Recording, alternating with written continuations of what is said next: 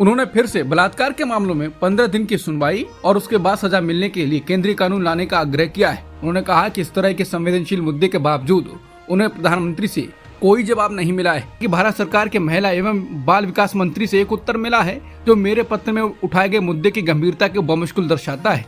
मुझे लगता है कि सामान्य उत्तर को भेजते समय विषय की गंभीरता और समाज के लिए इसकी प्रासंगिकता को पर्याप्त रूप से नहीं समझा गया।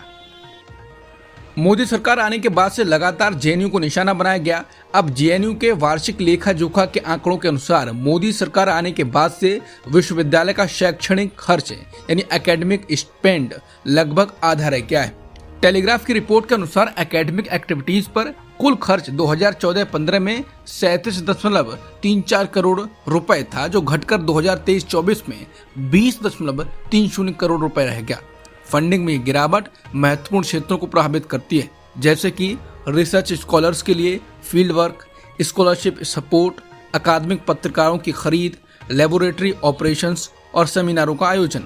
जेएनयू कम्युनिटी की शिकायत है कि इन सभी में काफी कटौती हुई है।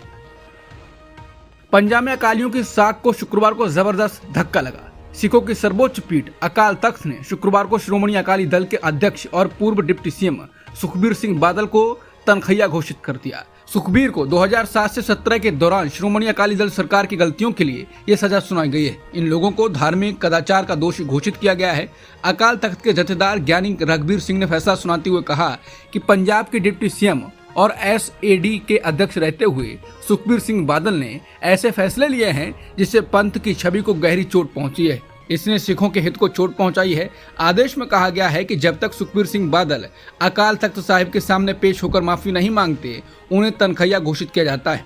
तनख्वाह का मतलब धार्मिक गुनाहगार या दोषी व्यक्ति का हुक्का पानी बंद करना होता है। अगर किसी व्यक्ति को यह सजा सुनाई जाती है तो ऐसा व्यक्ति ना तो किसी तख्त पर जा सकता है और ना ही किसी से अरदास करा सकता है। अगर कोई उसके लिए अरदास करे तो उसे भी दोषी माना जाता है। ये सजा उन लोगों को दी जाती है जो सिख अपने धार्मिक नियमों को ताक पर रखकर कोई फैसला देते हैं।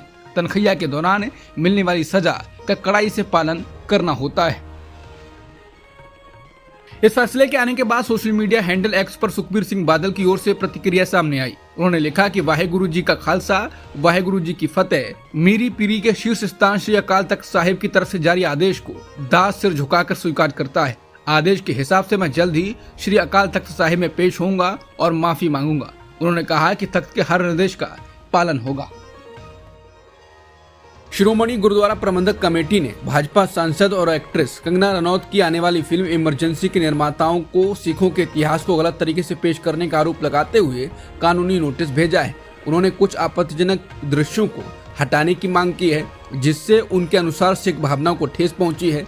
फिल्म इमरजेंसी 6 सितंबर को सिनेमाघरों में रिलीज हो रही है। ये पूर्व प्रधानमंत्री इंदिरा गांधी के जीवन पर आधारित बताई जा रही है। इसका लेखन, निर्देशन और निर्माण कंगना ने किया है, जो हिमाचल प्रदेश की मंडी से भाजपा सांसद हैं। कंगना की फिल्म इमरजेंसी के खिलाफ बीजेपी के नेता भी बोले हैं। बीजेपी के राष्ट्रीय सचिव मनजिंदर सिंह सिरसा और श्रोमणी अकाली दल के नेता नरेश गुजराल ने भी फिल्म के खिलाफ आवाज उठाई है।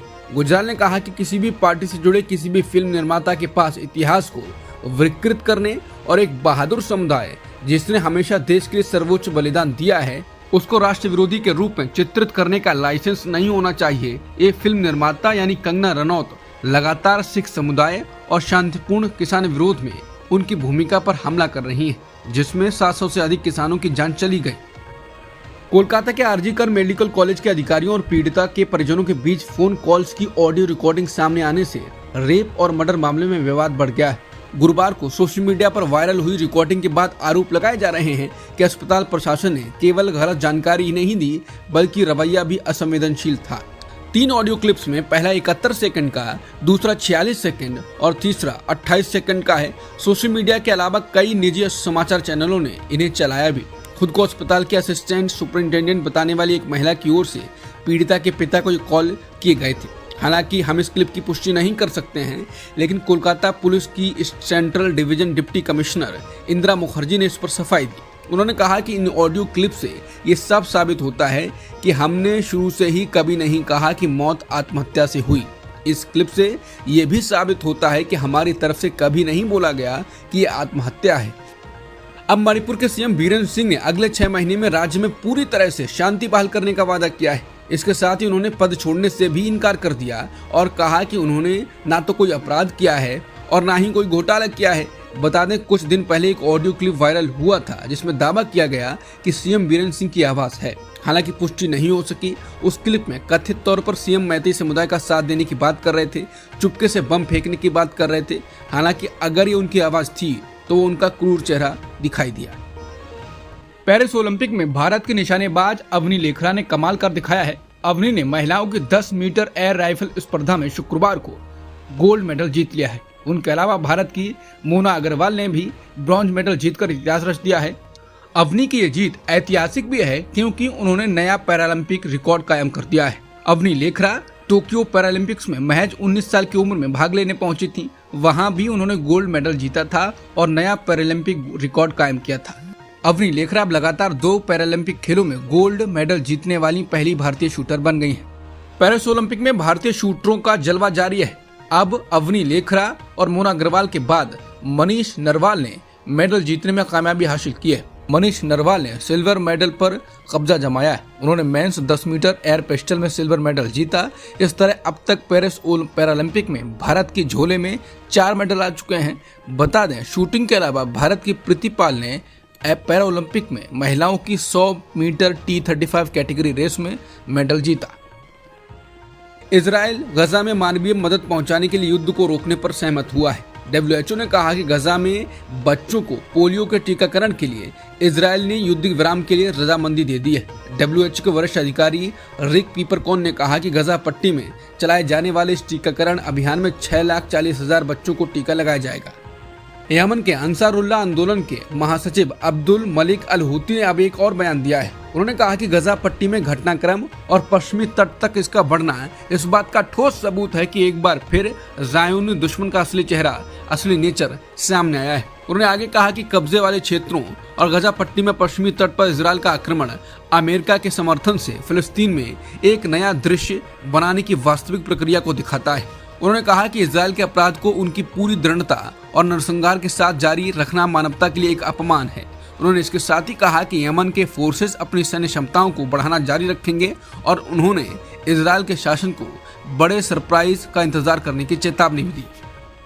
अमेरिकी उपराष्ट्रपति कमला हैरिस और डेमोक्रेटिक पार्टी की ओर से राष्ट्रपति के उम्मीदवार हैं। अब उन्होंने कहा है कि राष्ट्रपति उम्मीदवार बनने के बाद भी किसी मुद्दे पर उनके विचार नहीं बदलने वाले हैं। उन्होंने कहा कि अगर वो राष्ट्रपति बनती हैं तो अपनी कैबिनेट में विपक्षी पार्टी यानी रिपब्लिकन के नेता को भी मंत्री बनाएंगे, शामिल करेंगे। ऐसा करना अमेरिकी जनता के लिए अच्छा होगा। बता दें, ट्रंप ने हाल ही में कमला हैरिस की नस्लीय पहचान को लेकर सवाल खड़े किए थे। उन्होंने कहा था कि कमला हमेशा से खुद को भारत से जुड़ा हुआ बताती थी, लेकिन अब वो अचानक से अश्वेत हो गई हैं, ब्लैक हो गई हैं। ऐसा वो वोट पाने के लिए कर रही हैं। कमला ने इस सवाल का जवाब देने से इनकार कर दिया।